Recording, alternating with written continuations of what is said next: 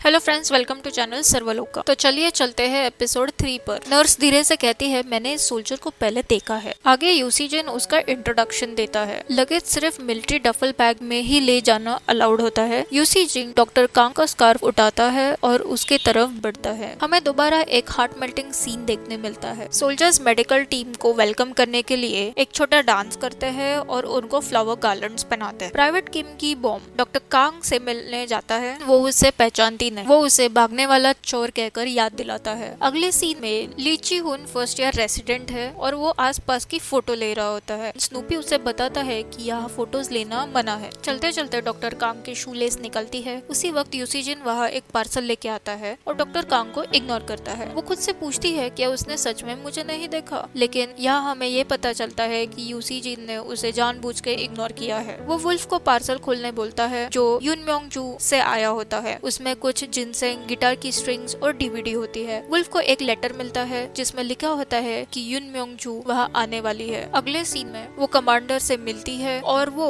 उसे बोलते हैं आखिर तुम वहाँ जा ही रही हो। लेकिन इसमें एक ट्विस्ट है। वो आगे बोलते हैं मुझे यूसीजन पसंद है, वो जनरल और दामाद दोनों बन सकता है। तुम सौदेयों के लिए मुश्किल बढ़ा रही हो। हमें ये पता चलता है युन म्योंग जू उनकी बेटी है। युन म्योंग जू कहती है मैं सौदेयों से प्यार करती हूँ और उसको खोना नहीं चाहती। अगर आपने मुझे रोकने की कोशिश की तो आप फर्स्ट लेफ्टिनेंट युन म्योंग जू और आपकी बेटी युन म्योंग जू दोनों को खो बैठेंगे। डॉक्टर कांग उसके फ्रेंड को बताती है कि वो ठीक से पहुंच गए हैं और वहाँ युन म्योंग जू का बॉयफ्रेंड और यूसीजन भी है। उसकी फ्रेंड कहती है तुम्हारा मिलना तो ऊपर से ही तय था और फोन डिस्कनेक्ट हो जाता है। डॉक्टर कांग कुछ बच्चों को देखती है और एक जो मेटल को मुंह में डालता है उसे मना करती है और एक चॉकलेट देती है। वो देखकर सभी बच्चे उसे घेर लेते हैं। यूसीजन वो देखता है और बोलता है तुम्हारे पास सबको देने के लिए नहीं है तो तुम्हें किसी को नहीं देना चाहिए। पहली बार यूसीजन डॉक्टर कांग से कुछ कहता है। वो बोलता है तुमने बिना देखे रेस्ट्रिक्टेड एरिया को क्रॉस किया है। वो बच्चों को बोलता है आज ट्रेनिंग यूनिट में पार्टी है तो वहाँ जाओ। डॉक्टर कांग बोलती है मैं यहाँ से जा रही, लेकिन जैसे ही वो थोड़ा चलती है उसका पैर एक तार में अटक जाता है। यूसीजन कहता है हिलो मत, ये एक लैंडमाइन है। ये सुनकर डॉक्टर कांग बहुत डर जाती है। उसे लगता है वो मरने वाली है। यूसीजन बोलता है तुम नहीं मरोगी, तुम्हारी जगह मैं खड़ा होता हूँ। डॉक्टर कांग कहती है ये तुम क्या कह रहे हो। वो चिल्लाती है किसी को बुलाओ, कोई तो सोल्यूशन होगा। इसी चक्कर में दोनों नीचे गिर जाते हैं। डॉक्टर कांग ने पूछा ये एक्सप्लोड क्यों नहीं हुआ। फिर उसे समझ आता है यूसीजी ने झूठ कहा। वो रोने लगती है और यूनिट पहुंच जाती है। उसे वो मजाक बिल्कुल अच्छा नहीं लगता। यूसीजन उसके पीछे जाता है और उसे सॉरी बोलता है। ऐसे मजाक में यूनिट वालों के साथ करता रहता हूँ, पर मुझे नहीं लगा था इससे तुम्हें इतना बुरा लगेगा। तब एंथम बजता है और सब खड़े हो जाते हैं। यूसीजन बोलता है तुमसे दोबारा मिलके अच्छा लगा। अगले दिन डॉक्टर कांग और नर्स सोल्जर की ट्रेनिंग देख रहे होते हैं। वो कहती है मैं तो यहाँ हमेशा के लिए रहने को तैयार हूँ। डॉक्टर कांग सबको ब्लड देने के लिए बुलाती है। वो यूसीजन को सबसे पहले बुलाती है। यूसीजन पूछता है क्या तुम अभी नाराज हो। वो बोलती है मैं ऐसे ग्रजेस नहीं रखती। उन्हें रेडियो पर एक आवाज आती है और पता चलता है कि माउंटेन्स पर कार का एक्सीडेंट हुआ है। यूसीजन टीम के साथ उस लोकेशन पर पहुंचता है। एक आदमी जिंदा मिलता है और वो बोलता है वो यूएन से है, लेकिन वो ट्रक से बंदूक निकालता है। यूसीजन को पहले से ही शक होता है, इसलिए वो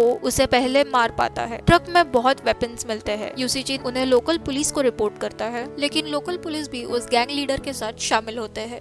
डॉक्टर कांग वुल्फ को वाईफाई का पासवर्ड पूछती है, लेकिन उनको वो अलाउड नहीं होता। यूसीजन हेडक्वार्टर्स जाने वाला होता है और रास्ते में इंटरनेट कैफे होता है। वुल्फ यूसीजन को ड्रॉप करने बोलता है। गाड़ी में पता चलता है वो क्विट करने वाली है। दोनों डैनियल की शॉप में आते हैं। यूसीजन डैनियल की वाइफ को इंट्रोड्यूस कराता है जो एक पीस मेकर्स इमरजेंसी रिलीफ की नर्स भी होती है, और वो डॉक्टर कांग को वहाँ 1 घंटे के लिए छोड़कर जाता है। वो ट्रक इंसिडेंट को हेडक्वार्टर्स में रिपोर्ट करता है। पता चलता है मामला इतना सिंपल नहीं था। वो वेपन्स के स्मगलर्स होते हैं और कमांडर कहते हैं उनसे दूर रहने में ही हमारी भलाई है। कमांडर ये भी बताते हैं कि वुल्फ के अर्जेंट ट्रांसफर का ऑर्डर आया है। एक पास्ट की ग्लिम्स दिखाई देती है जिसमें कमांडर वुल्फ को मिलने आते हैं। वो पूछते हैं क्या तुम मेरी बेटी के साथ रिलेशनशिप में हो। हाँ ये सच है। मुझे अपने बेटी के फ्यूचर की चिंता है और तुम्हें भी उसके फ्यूचर के बारे में सोचना चाहिए। अब तक पता चल गया होगा तुम्हें क्या करना है। वुल्फ पूछता है क्या ये एक ऑर्डर है। कमांडर कहते हैं अगर जरूरत पड़ी तो वो भी मैं कर सकता हूँ, ये तुम पर पर डिपेंड करता है। प्रेजेंट डे डॉक्टर कांग यूसी जिन से पूछती है क्या कुछ बुरा हुआ है। वो कहता है वुल्फ को कोरिया ट्रांसफर कर दिया है, लेकिन तुम तो सिर्फ ऑर्डर्स फॉलो करते हो। यूसी जिन बोलता है ये काफी अनफेयर ऑर्डर है, क्योंकि ये एक कमांडर की नहीं बल्कि एक पिता की ऑर्डर है। डॉक्टर कांग पूछती है वो युन म्योंगजू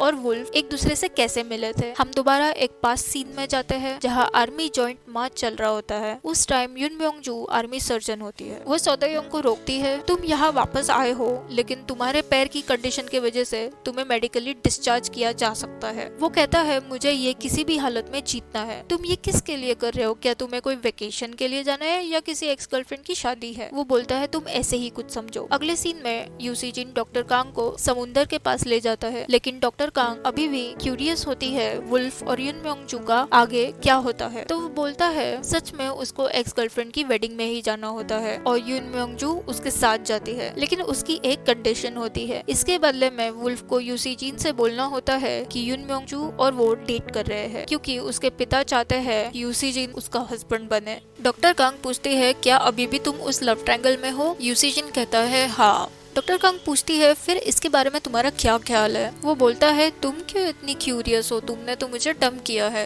अगले सीन में यूसी जिन डॉक्टर कांग को बोट पे लेके जाता है। वो एक जगह पर पहुंचते हैं और डॉक्टर कांग को शिप देखनी होती है। ये शिप यहाँ कैसे? यूसी जिन बोलता है जादू से। डॉक्टर कांग बोलती है क्या तुम पर अब तक किसी ने जादू किया है? हाँ, तुम जानती हो।